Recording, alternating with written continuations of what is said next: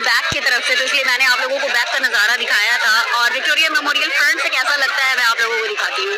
ये देखिए, सामने से विक्टोरिया मेमोरियल देखने में कुछ ऐसा है, ठीक है। ये देखिए,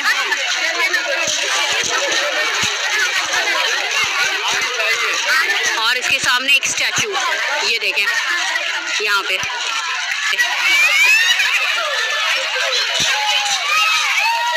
ठीक है, मेरी शमई नापी जरा कंफ्यूज हो रही हैं क्योंकि उनको पता नहीं कि आजकल लोग ऐसे। Here are some interesting facts about Victoria Memorial. Victoria Memorial is a large marble building in Kolkata, India. It was built in the Indo-Saracenic Revival style to commemorate the reign of Queen Victoria. The foundation stone was laid in 1906 by the Prince of Wales, later King George V. The building was designed by Sir William Emerson and construction took 11 years to complete. Victoria Memorial is a museum and it houses a collection of over 50,000 objects, including paintings, sculptures, furniture, and artifacts from the British Raj. The building is surrounded by 64 acres of garden. The building is a UNESCO World Heritage Site. The building is also seen as a symbol of Kolkata's history and culture. The dome of the building is 220 feet high, and it is topped by a statue of Queen Victoria. Memorial को या इस monument को कोलकाता का ताजमहल भी कह सकते हो। इस स्मारक के ठीक बीचों बीच एक बड़ा सा गुंबद जो आपको नजर आ रहा है, उसके ठीक ऊपर एक खूबसूरत व्हाइट मार्बल से बनी मूर्ति है जिसे एंजल ऑफ विक्ट्री कहा जाता है। अब अगर बात करें खर्च की, तो इस पूरे मॉन्यूमेंट को बनाने में कुल मिलाकर 1,05,00,000 रुपए की लागत आई थी, जिसे भारत के राज्यों, ब्रिटिश राज के व्यक्तियों और लंदन में ब्रिटिश सरकार की सहायता से एकत्रित किया गया था।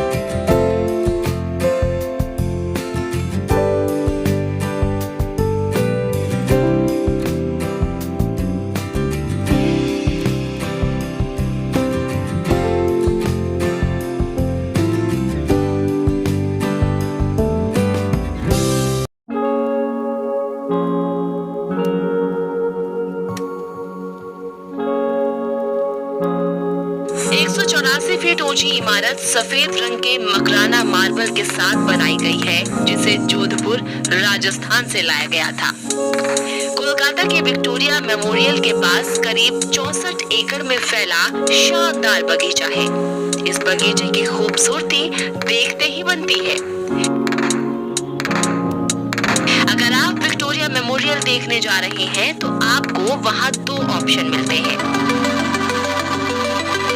पहला तो ये कि आप बगीचे के साथ मेमोरियल हॉल भी देखें, और दूसरा ये कि आप सिर्फ बगीचा घूमें।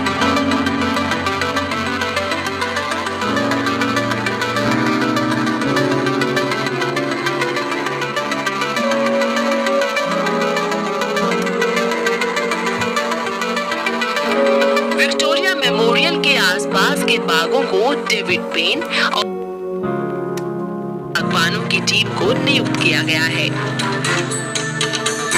इस बाग में एक एडवर्ड लॉन है, जहां किंग एडवर्ड 7 की एक कांस्य प्रतिमा है। इसे सर बर्टरम मैक्रेन ने डिजाइन किया था।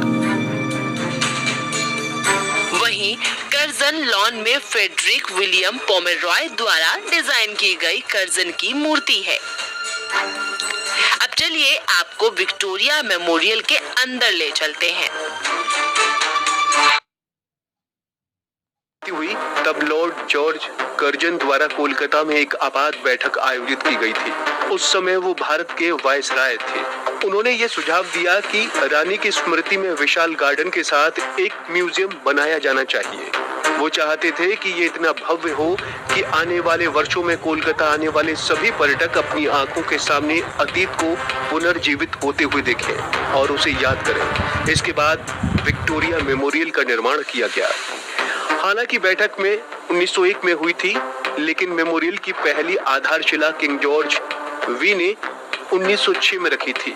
उस समय वो वेल्स के राजकुमार थे और 1910 में उनके पिता एडवर्ड सप्तम की मृत्यु होने तक वो सम्राट नहीं बने थे। 1911 में जब वो सम्राट थे तब उन्होंने भारत की राजधानी को कोलकाता से दिल्ली में भी बदल दिया था। आपको जानकर हैरानी होगी कि विक्टोरिया मेमोरियल बनने से पहले इस जगह पर प्रेसिडेंशियल जेल बनी हुई थी। ये ताजमहल से मिलता जुलता है। सेंट्रल डोम में कई रहस्यवादी मूर्तियां हैं जो कला, वास्तुकला, दान, न्याय, मातृत्व और ज्ञान आदि से जुड़ी हैं। यहाँ पर एक म्यूजियम भी है जिसमें विक्टोरिया के यादगार और औपनिवेशिक युग के चित्र हैं। इतना ही नहीं, म्यूजियम में अपनी तरह के दुर्लभ Really hot here. It's beautiful and cool in the garden because there's massively big trees like this. It's got to be a couple of 100 years old. It spreads out huge in so many different directions. Absolutely beautiful.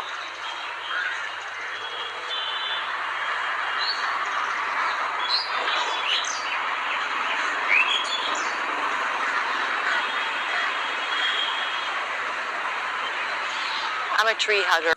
और कैसे बना Victoria memorial? किसने बनवाया Victoria memorial? Memorial से पहले उस जगह पर क्या था? बंगाल की सरजमी पर खड़ा ये सफेद पोश महल वैसे तो अपनी खूबसूरती के लिए मशहूर है, लेकिन अगर इसके अतीत में झांक कर देखते हैं तो पता चलता है कि ये अंग्रेजी हुकूमत का काला सच है। भले ही इसने सफेदी की चादर ओढ़ रखी हो, लेकिन इसके जर्रे जर्रे में हिंदुस्तान के मजदूरों के खून की लालिमा पसरी हुई है। Thank you. Visit Victoria Memorial, Kolkata.